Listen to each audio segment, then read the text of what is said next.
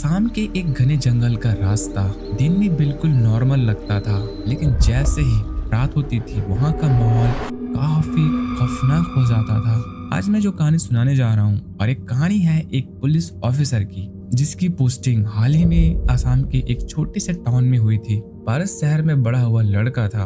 उसे रोज एक सुनसान जंगल के रास्तों से जाना पड़ता था। फिर एक दिन पारस के ऑफिस में एक इम्पोर्टेंट मीटिंग चल रही थी। मीटिंग खत्म होते होते शाम के करीब 5 साढ़े 5 बज चुके थे। ड्राइवर ने कहा, सर आज काफी लेट हो गया है, आज यहीं रुक जाते हैं, कल सुबह निकल जाएंगे। रात को जंगल से जाना ठीक नहीं है। लेकिन पारस को घर में कुछ जरूरी काम था।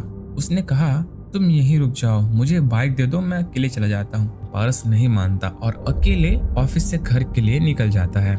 लेकिन पारस के दिमाग में एक बात बार बार घूम रही थी कि जो ड्राइवर था ना, वो बोला था कि अगर रास्ते में कोई दिख जाए या कोई मदद भी मांगे तो गाड़ी नहीं रुकनी है। और ये बात उसके दिमाग में घूम रही थी कि ड्राइवर ऐसे क्यों बोला, अगर कोई मदद मांगेगा तो इंसान करेगा ही ना। पहले 20 मिनट तक सब नॉर्मल था। ठंडी हवा, जंगल एकदम शांत लग रहा था। फिर धीरे धीरे जब अंधेरा हुआ, पूरा रास्ता खाली था। ना कोई आवाज, ना कोई गाड़ी, सिर्फ बाइक की हेडलाइट रोड पे दिखाई दे रही थी और रोड के दोनों साइड अंधेरा ही अंधेरा।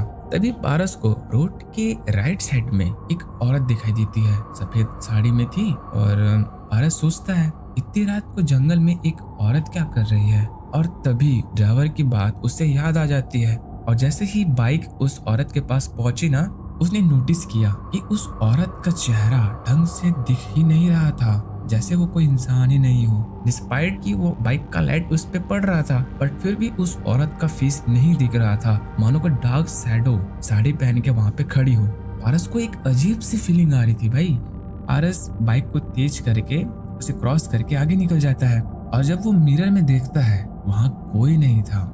लेकिन जैसे ही वो सामने देखता है, उसके रोंगटे खड़े हो जाते हैं। मतलब कुछ ही सेकंड में वो पीछे से उसके सामने आकर खड़े हो गई थी।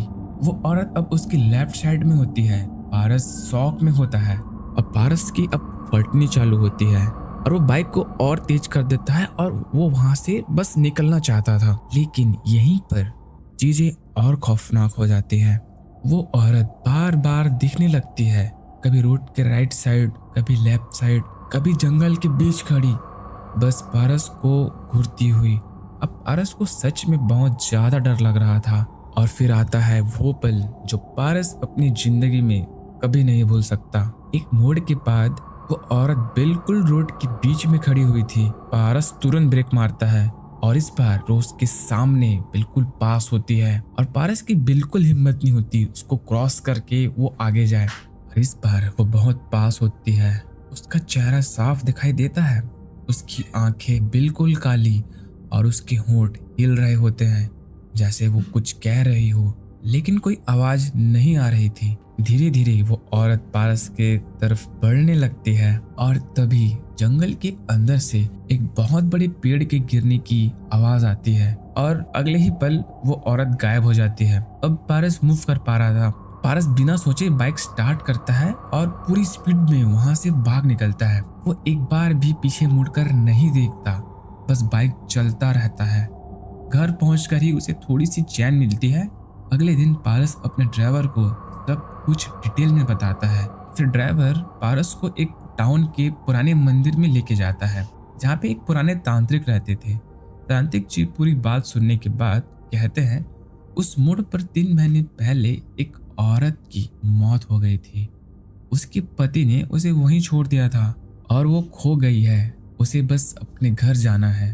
तांत्रिक जी पारस को एक ताबीज देते हैं और कहते हैं, उस रास्ते से जाते वक्त इसे पहन लेना और याद रखना, शाम होने के बाद उस रास्ते से कभी अकेले मत जाना।